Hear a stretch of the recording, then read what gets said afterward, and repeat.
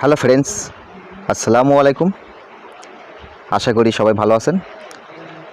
আমি হারুন, আবারও চলে এলাম সিলিম ফার্মি চ্যানেলে। আজকে আপনাদের একটা মজার বিষয় নিয়ে আলোচনা করব, আর সেই মজার বিষয়টা হলো ঘেরের মাছ বিনা কষ্টে যে স্থানে চলে আসবে এবং আপনারা ধরতে পারবেন খুব সহজে। তো তার আগে যারা এই চ্যানেলটি সাবস্ক্রাইব করেন নাই তারা সাবস্ক্রাইব করুন এবং পাশের বেল আইকনটি অন করুন, তাহলে আপনি সবার আগে আমার ভিডিওগুলো পেয়ে যাবেন।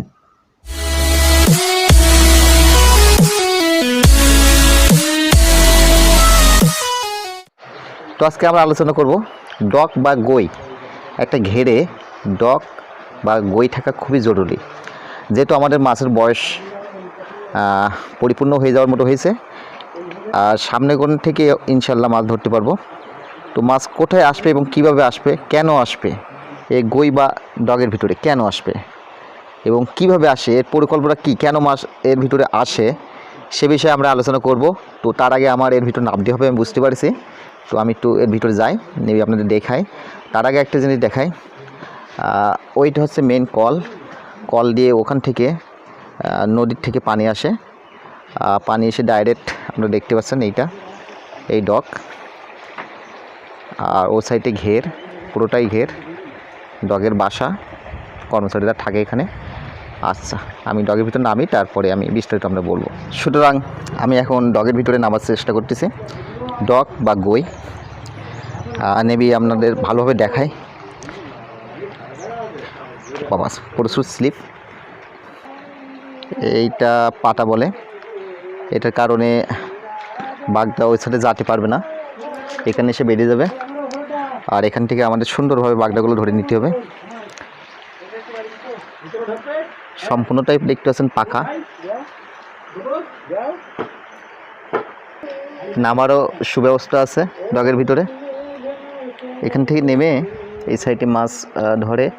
সো যে সময় মাছ ধরবো আমরা অবশ্যই ভিডিও করব, অবশ্যই দেখাবো আপনাদের কীভাবে মাছ ধরে, কীভাবে মাছ আসে। তার আগে এখন প্রসেসিং কাজটা আপনাদের অন্তত দেখাই, আপনারাও দেখে বুঝতে পারবেন কিংবা নতুন করে তৈরি করতে পারবেন। এই যে জিনিসটা আপনারা দেখতে পাচ্ছেন, এটা কুষ্টি পাটা। এর ভিতর দিয়ে মাছ আসবে, কিন্তু মাছ বাইর হতে পারবে না। সিস্টেমটা কি আমি একটু দেখাই। এই পথ দিয়ে মাছ ভিতরে ঢুকবে, বাট বাইর হতে পারবে না। তারা মাছ ঢুকে ডগের ভিতরে চলে আসবে, আর ওখান থেকে মাছ সব কিন্তু ওইখানে চলে যাবে। ওখানে চলে যাওয়ার পরে ওখান থেকে ঝাঁটা কিংবা বেলসা দিয়ে মাছগুলো কাটিয়ে নিতে হবে, বাজারে নিতে হবে। মাছ যখন ধরবো তখন কিন্তু পানি থাকবে না, এরকম শূন্য থাকবে, মাছগুলো দেখা যাবে শুধু লাফালাফি করতে। তো এই ব্যাপারে আমি অজ্ঞ, আমি তেমন জানি না। আমাদের ম্যানেজার সাহেব আছে, আমরা চেনেন সবাই, সুপরিচিত ম্যানেজার, আমাদের সবার প্রিয় ঘের বিশেষজ্ঞ আকবর স্যার। তিনি এই ব্যাপারে অনেক কিছু বলবে, আমি তার কাছে এখন শুনবো যে ডগ কী কিংবা এই গইটা কী, কেন, কিভাবে এর ভিতরে মাছ আসে ধরে, সে ব্যাপারে আমরা তার সাথে কথা বলবো। ঠিক আছে, তো আমরা তার সাথে কথা বলে দিই, তার বক্তব্যটা আমরা শুনি এখন। আচ্ছা বলেন। আমি ডগটার মূলত আগে তো আমরা ডগেই মাছ ধরতাম, আর যখন আটল ছিল না তখন আমরা ডগে মাছ আসতো। কিন্তু হেসারির মাছ আসার পরে বা যখন আটল আসলো, আটল আসার যখন ঘেরে আটল দেওয়া শুরু করি, তখন তার ডগে মাছ আসে না। কিন্তু আমাদের এই ঘেরে এই ডগটায় প্রচুর মাছ আসে। এই ডগে এত পরিমাণ মাছ আসে যে আটল নাও দিলে প্রায় চলে। ডগে কেমন পরিমাণ মাছ আছে? গত বছর কেমন পরিমাণ মাছ আসছে? সর্বোচ্চ মাছ আসছে প্রায় 250 কেজি। 250 কেজি মানে কয় মন হয়? 5 মন, 6 মন, 50 কেজি করে মাছ, 5-6 মন করে মাছ আসছে। আপনারা দেখতে পাচ্ছেন যে এর ভিতরে 5-6 মন করে মাছ আসে, কিন্তু সেটা ধরাও সম্ভব। ঠিক আছে, তারপরে সব তো মাছ আপনি ধরেছেন, কেমন কষ্ট না এর ভিতরে ধরা সহজ আছে? এর মধ্যে ধরা সবচেয়ে সহজ। কিভাবে সহজ আপনার? এইটা সহজ মানে এইটা যখন আমরা পাটা মারিয়ে দেওয়ার পরে শুকিয়ে যায়, গেলে আমরা বেলচা কাটি মাছটা বাজারে ঘুরে নিয়ে চলে যাই। আচ্ছা আচ্ছা।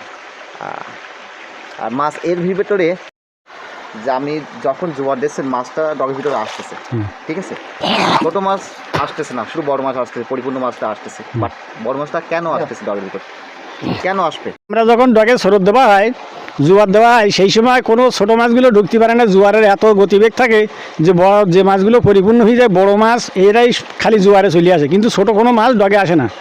একবার বাছাই করিতভাবে ঘেরের মাছগুলো ডগে চলে আসে। যেমন আটলে ছোটো বড় মাছ পড়ে, কিন্তু ডগে তা হয় না, ডগে সম্পূর্ণ বড় মাছগুলো চলে আসে। বড় মাছগুলো আসে কেন? বড় মাছগুলো আসে যখন ঘেরের মাছ, বাগদা চিংড়ি যখন ঘেরে পুড়ে যায়, তার যখন বয়সই যায়, পরিপূর্ণ বয়সই যায়, এই মাছগুলো স্রোত ধরা করে এবং স্রোতে তাদের লাগে বেশি, ছোটো মাছ স্রোতে লাগে কম। যখন বড় মাছ স্রোত ধরা করে গনমুখী, তখন ওরা ডগে চলে আসে। ধন্যবাদ আপনাকে। ধন্যবাদ তুমি আমার ঘুরে যাও। আর এখন আমরা ডগটা আরেকটু ভালোভাবে দেখাই আপনাদেরকে, সুন্দরভাবে দেখাই ডগটা। এখনও কিন্তু মেরামতের কাজ চলতেছে, এখনও অগোছালো। এর ভিতরে কাদা ময়লা আপনারা দেখতে পাচ্ছেন, এগুলো সম্পূর্ণ পরিষ্কার থাকবে, সব কিছু বাঁধা থাকবে।